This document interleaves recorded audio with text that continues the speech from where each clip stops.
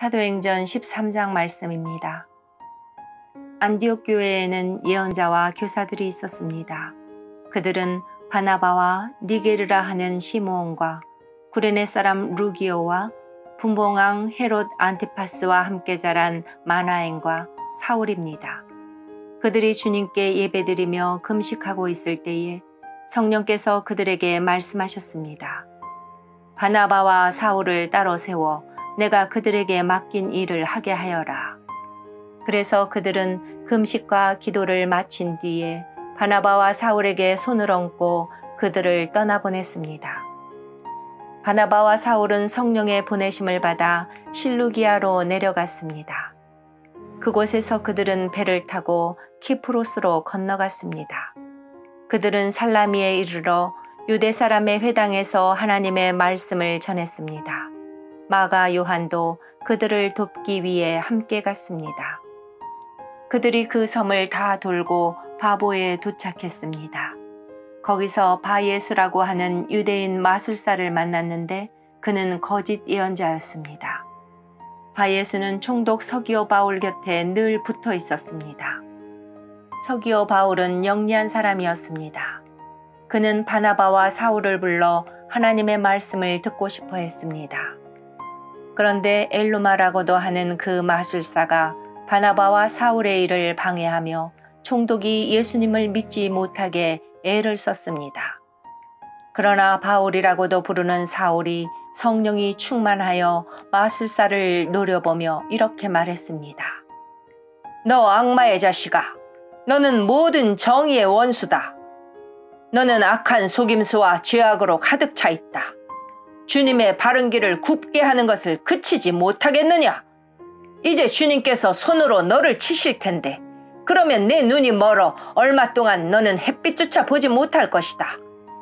그러자 곧 안개와 어둠이 그에게 내려 그는 앞을 더듬으면서 자기 손을 붙잡아 줄 사람을 찾았습니다.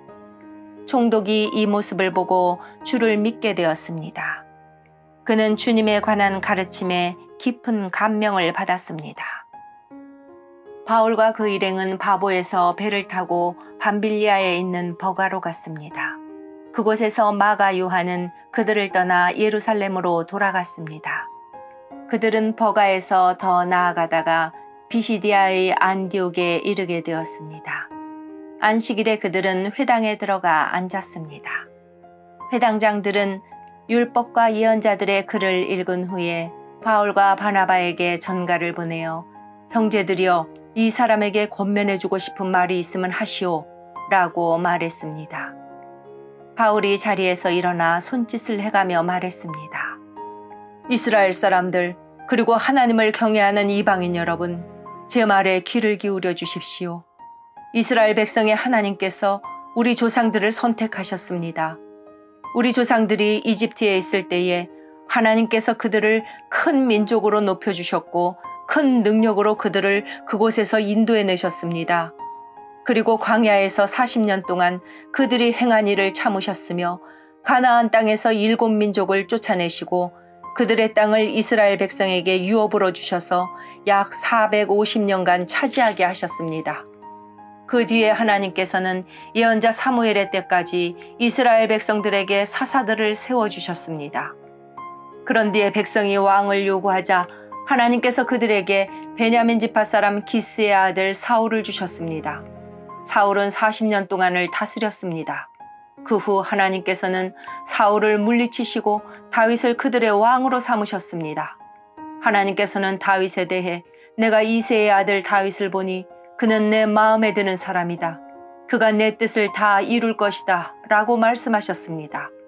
하나님께서는 약속하신 대로 다윗의 자손 가운데서 한 분을 구세주로 삼아 이스라엘에게 보내주셨는데 그분이 바로 예수님이십니다. 그분이 오시기 전에 요한이 먼저 모든 이스라엘 백성에게 회개의 세례를 선포했습니다. 요한은 자기 사명을 다 마칠 무렵에 이렇게 말하였습니다. 너희는 나를 누구라고 생각하느냐? 나는 그리스도가 아니다. 그분은 내 뒤에 오실 것이다. 나는 그분의 신발끈을 풀어드리기에도 부족한 사람이다. 아브라함의 자손과 하나님을 경외하는 이방인 형제 여러분, 하나님께서 이 구원의 소식을 우리에게 전해주셨습니다. 예루살렘에 사는 사람들과 그 지도자들은 예수님을 알지 못했으며 안식일마다 읽는 예언자들의 글을 깨닫지 못했습니다. 오히려 그들은 예수님을 죄인 취급하여 예언자의 말씀을 그대로 이루었습니다. 그들은 예수님을 죽여야 할 정당한 구실을 찾지 못했지만 빌라도를 졸라서 예수님을 죽이게 했습니다. 그들은 예수님에 관하여 성경에 기록된 모든 말씀대로 예수님께 행했습니다.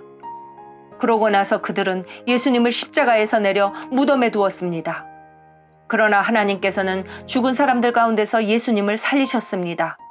예수님께서는 갈릴리에서 예루살렘까지 자기와 함께 올라간 사람들에게 여러 날 동안 나타나셨습니다. 그들은 지금 백성들에게 예수님을 증언하는 사람들이 되었습니다. 우리도 하나님께서 우리 조상들에게 약속하신 복된 소식을 여러분에게 전합니다. 하나님께서는 예수님을 죽은 자들 가운데서 살리심으로 조상들의 후손인 우리에게 그 약속을 이루셨습니다. 이 일은 시편 2째 편에 너는 내 아들이다.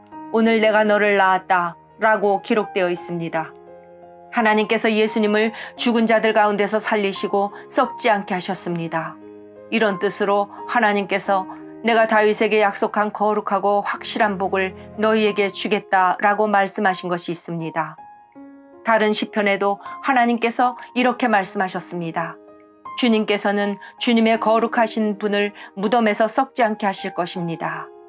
다윗은 평생 하나님의 뜻대로 살다가 죽어서는 조상 곁에 묻혔고 그의 몸은 썩고 말았습니다. 그러나 하나님께서 살리신 분은 썩지 않았습니다. 그러므로 형제 여러분, 여러분에게 알려드리고 싶은 것은 여러분에게는 예수님으로 말미암는 죄 용서의 복음이 전파되었다는 것입니다. 여러분이 모세의 율법으로는 의를 얻을 수 없지만 믿는 사람은 누구나 예수님을 통해서 의롭다함을 얻습니다. 그러므로 예언자들이 말한 것이 여러분에게 일어나지 않도록 조심하십시오. 보아라, 너희 비웃는 사람들아, 너희는 놀라고 망하여라. 너희가 사는 날 동안 내가 한 가지 일을 하겠다. 누군가 그 일을 너희에게 일러주어도 너희는 믿지 않을 것이다. 바울과 바나바가 회당에서 나갈 때에 사람들이 다음 안식일에도 이런 말씀을 더 해달라고 부탁했습니다. 모임이 끝난 뒤에 많은 유대인과 유대교로 개종한 사람들이 바울과 바나바를 따랐습니다. 바울과 바나바는 그들과 이야기를 나누며 항상 하나님의 은혜 가운데 있으라고 권했습니다. 그 다음 안식일에는 그 도시에 사는 사람이 거의 다 주님의 말씀을 들으려고 몰려들었습니다. 그 무리를 보자 유대인들은 시기심에 불타 바울이 말한 것을 반대하면서 욕을 해댔습니다. 그러나 바울과 바나바는 매우 용기 있게 말했습니다. 우리는 하나님의 말씀을 여러분에게 먼저 전해야만 했습니다. 그러나 여러분은 그 말씀을 배척하고 스스로 영원한 생명을 누리기에 합당하지 않은 사람이라고 인정해버리니 우리는 이제 이방인들에게 갑니다. 주님께서 이와 같이 우리에게 명령하셨기 때문입니다.